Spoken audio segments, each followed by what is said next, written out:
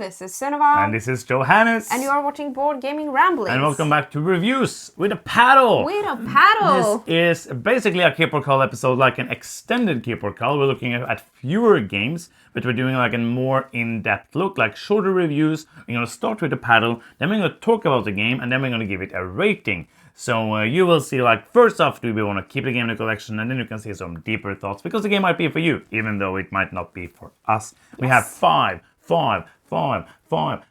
not that many, but only five games today that we are going to start with. You are going to be the beginner with the first game. So what is the first game? Let us know. The first game of today is Draft and Write Records. Oh, okay. Let's start off with the paddle thing. Are you ready? Yes. 1, 2, 3, boom! It's a keep from me. Oh, and Cull, it was like, it could have been this, because I was so unsure about if I wanted to keep or cull this game.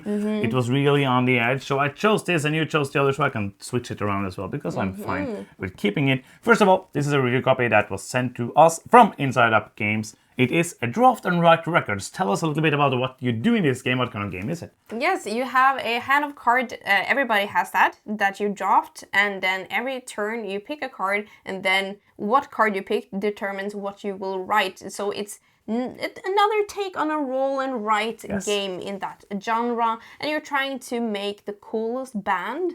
And you're trying to get a lot of symbols and match and go on tours and get enough money to hire a new crew and the good roll and write stuff. It's very much combo based, like you're trying to do lots of combos. So everything in the write section, I feel like I've seen before. Like it's writing on a track, that might give you a bonus, that lets you write somewhere else, that gives you a bonus, lets you write somewhere else.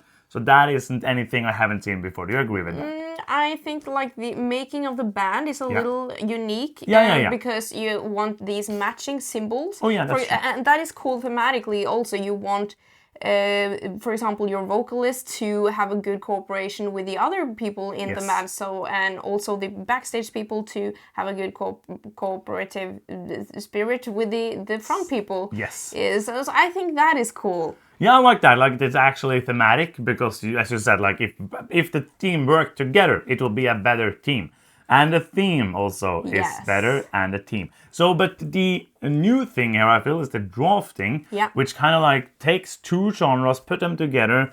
And how do you feel about that? Like, I like drafting. I like drafting as well, and I think it works very well in this game.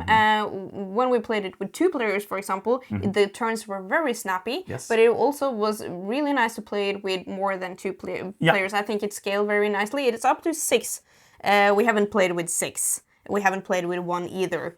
But I feel like it takes enough time for me to think like, okay, this is something else than rolling dice, but it doesn't elongate the game to an extent that isn't fun anymore. No, it adds like a tiny layer of interaction. Most of the time I'm taking a card that's good for me. Like I'm not most of the time saying, okay, what do you want? I'm going to hate draft that. Some groups might do that, but for me, I'm going to take the thing I want, and if it's the same for me, I might look at your board and say like, oh, you really want this one, I can take that away from you. So it adds like a tiny bit of interaction. It does have the goals in the middle, like many roll and writes have, where you race to getting them, but they get replenished, and you can only like do as many as 6 in a game, so you like have to choose which one you want to do. So I like enjoy the package, it's enough different things there. So we have decided to keep it, but what do you want to rate Draft and Write Records? I want to rate it a 7. I think this is a good roll and write game, not a draft and write game. The best draft and write game I've ever played. I think like the thing that makes me want to keep it is that I think it was really solid. But then again, if I want to play a game in this genre, I might pick my favorite ones. Yes. But a 7 from me. Yeah, I agree with a 7. It is one that I will be happy to play again, and the theme is also fun in this one. So it might be easier to get people like, you want to make a band more than do you want to explore an island?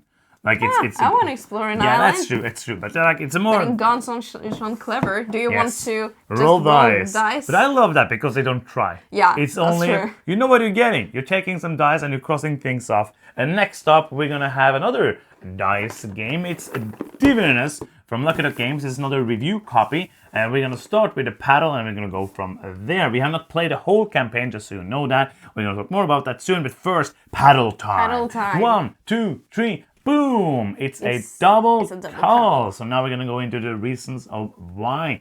We played Divinus for the prototype. I enjoyed that. And now we have played, I think, 4 or 5 of the, I think there's 12. It's 12. It says so on the back of the box because it has one. Boom! Remember when we used to always show the back of the box? That was times. Divinus is a app-driven, story-based kind of dice placement, tile laying game. You are laying tiles, trying to build up this, most of the time, 4x4 grid of, it's basically Carcassonne. You're placing these symbols, you have to match the different terrains, and every game there's going to be different reasons for doing like big mountains, small mountains, many waters. You want to have these different symbols, and then you're also going to get locations on them. So you will then scan them with the app and stuff will happen. Yes, I enjoy the gameplay of this game. Sunniva, let us know how much we enjoy the story part of this game. Yeah, as you said, like with some games, it's just better if you do not try. Well, in Divinus, I feel like they've tried to paste on like a theme that you kind of should care. I don't care about it like 1%. No.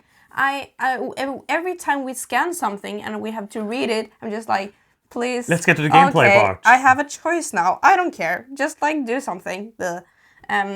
And I agree. I think the actual playing the game, that is fun enough. I think it's cool when you're playing it through that you get more and more ways to score points. You have to like decide, do I want to go for these in-game points or do I want to build in such a way that I'm like building up for these kind of final scorings, for example. So I want to balance that. But the story part is just plain boring to me. Yeah, I feel like you could have easily done the same thing that Ryan Knizia did with My City. Yeah. Like, there is a setting there, but it's not... Like, this is a very mechanical game. Like, when I get a choice of in a story in a game where I place tiles to try to maximize points, it feels like two different things. It feels like, oh, this is an epic story of these gods and stuff happening, and then you're placing tiles. And the gameplay is fun, but this just doesn't work together.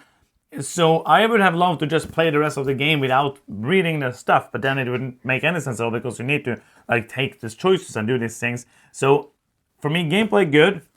The other part not interesting. Yeah, and someone might think that these two worlds together is the perfect match, but not for me. Okay, so rating. Rating. What do you want to give Divinus? I think it's a little above average. I'm going to give it a 6. Yeah, for me as well. I think the gameplay is like a 7. The story is a 5 or a 4. So together it's a 6 for me as well. Cool, so we're calling this one. Yes, we are. Next up is a game called Pueblo. Pueblo! And this is a remake of an older game from Kramer and Kisling. That's true, and this one we backed on Kickstarter, and now we have it. Now we do the paddle. Are you ready? Yes. 1, 2, 3. Boom! Double keeperini. That means it's hopefully a fun game. Let's talk about it. This is a weird game. Yes, it is. This is one of the weirdest games. I read the rules the first time. It's like 2 pages. I read them. I was like, what? I don't understand anything about how this game works. Then I read the rules again. I was like, okay, that is weird. Then I played it. I played it the first time without you. And it was like, this is some weird stuff. But it is so cool. Let me know what you do in the games now. Yes. On your turn, what is the theme? The theme is building something. I don't know what the theme is. You're building houses. You're building houses in somewhere. And then you don't want to be seen. Yeah, it's kind of hide and seek. It feels, because on your turn you're placing either your colored, what you call a block, house, or a neutral colored block into like the grid, and everybody does that. And you also have to move this eagle that's flying around the grid. 1 to 4 spaces, and what you're trying to do is to place in such a way that your blocks aren't seen from any direction, hopefully, and not even from the top. You're trying to do that, and also you want to move the eagle in such a way that you spot other people's blocks. Yes, that's basically what you're It's going to do. very hard. And then the higher the block is seen, the more points you're going to get, and you don't want points. Yes. And there's variants where you play it even longer when you then, after you played everything, you're going to take everything apart. And it's just like, it's so simple. But I really feel like this, it's very interactive. It can be a bit mean, but then again, you always try to do the best thing for yourself. But it is super clean, super simple. Really enjoy it. Do you want to rate it? Yes, I think this was super fun. I think this is so creative. Like, talk about doing a lot with such... there's so few rules. Yes. Like, and so few components. There's so little things in the game, but so fun either way. I'm going to give this an 8. I think it's great. For me, it's a 7.5. It's a good game. It's one that is like it's different. That's like my main point of it, but also it's fun. So different and fun. That's a good combo. I like it. Next up, we have Fractured Sky. This is a review copy. This is the super deluxe mega version with so many things and so many component stuffs. First, we're gonna do a paddle. Yeah. Are you ready? Yes. 1, 2, 3, boom. It's a double cull. Double culling all the way across the sky. Okay, let's talk about it. Fractured Sky. This is a game. First off, I'm gonna say, because we said it after we played it the first time, we were like, is there anything wrong with the game? No. No, not a lot actually. Could they have done it in a much better way? No. I don't think they could have. No, I don't think so. It's just not exciting for us. No, but what do you do in the game? You play it, but you also look at very nice components if you have the super mega deluxe version with all the stuff. There's even like foil cards and cards that, you know, these cards that when you move them, the image moves. This game has that. I don't know why. It's very produced. It's You could call it overproduced, but also it looks so beautiful. I'm going to do that. It also It's looks overproduced. so beautiful, which you will see in the pictures. But I haven't said anything about what you're doing. No, you play the game and you look at the components. There is a weird theme about a big octopus destroying the world and making it into different places. And then you have to go there and get some star fragments that is then gonna feed to him so that he will be happy. But you still haven't explained what you do in the game. That's what we're wondering. You are building pieces, placing these ships out on the board with hidden numbers under them, and then you're trying to basically win different areas to score points that are there and get victory, get resources. You can look at objectives, try to win them. You can look at where might the random star fall, where might that be for this turn, and you try to deduce these things, try to outbluff your opponents of them going, oh, did they actually, because you can only have a value up to 10 on your 4 different ships that you place out, 3 or 4, 3. And you are trying to outmaneuver the other players, trying to squeeze in a little win here and there, get some resources, get the points, and be the winner. That is what you're trying to do. Is it fun? Yeah, I thought it was fun, but it's not fun enough for me to keep it. I want to play it a lot in the future, because that is 2 different things, I think. Do you want to play it a lot in the future? No. Oh, yeah, I thought you said so. No, but it's... I don't want to keep it, I want to play it a lot in the future. I don't want to keep it or play it a lot in the future, but I still think it's a fun game. Yes. I think it was fun too, because when you sit and decide what you want to do on your turn, because you're spending these resources to build stuff and also to look at these secret cards, you want to try to maybe do that first, so that you put off like sending your workers out and for the first off, like limiting your possibilities, and also you explore, like what you call it, expose your plans to your opponents. So I thought that was a cool like little waiting game. And you want to get points, but you also want to get resources. You want to get stuff all the time, basically. I thought it was a fun game, but as you said, it didn't quite engage me enough to want to keep it and play it more. I don't know, did I say it was a review copy? It is a review copy. I don't know if I said it. For me, it's not for me. I did not, I thought it was fine. It was enjoyable when we played it, but I'm never gonna choose to play it again. It's one of those games that I was hoping to like it, even though it's not like in our main category of games. But I often like this deduction and bluffing and stuff like that. You don't usually. I usually do, but I felt like there was a bit much stuff going on. I think I like those games when they're shorter and not so involved. So a miss for me basically, but I know other people enjoy it and they will enjoy it because some games are good for other people, but not for me. So what do you want to rate it? I'm going to rate it a 6.5, a little above average. I'm going to give it a 6. I think it's a little bit fine, but not A little bit fine. enough. There's one more game to go. One. Just one. And it's not just one. It is Bardwood Grove. Bardwood Grove. This is another one we backed on Kickstarter Game Pound. I don't remember one of them. And we have it in our hands. It has a back of the box. And now we're doing the paddle. Are you ready? Yes. 1, 2, 3, paddle boom! It's a double cull Yes. again. This is a game that I might have kept if we had fewer games. Yes. In Bardwood Grove, you are going around, moving, playing. You're playing cards, and you're getting like volume to your song because you're singing. Because you're a bard. Yes, you're a bard. In a wood. And you're moving around and you're trying to do different things. So on your turn, you're usually getting some stuff and moving. And when you like move your wheel that you're turning around on the playboard, like over It's a tempo wheel.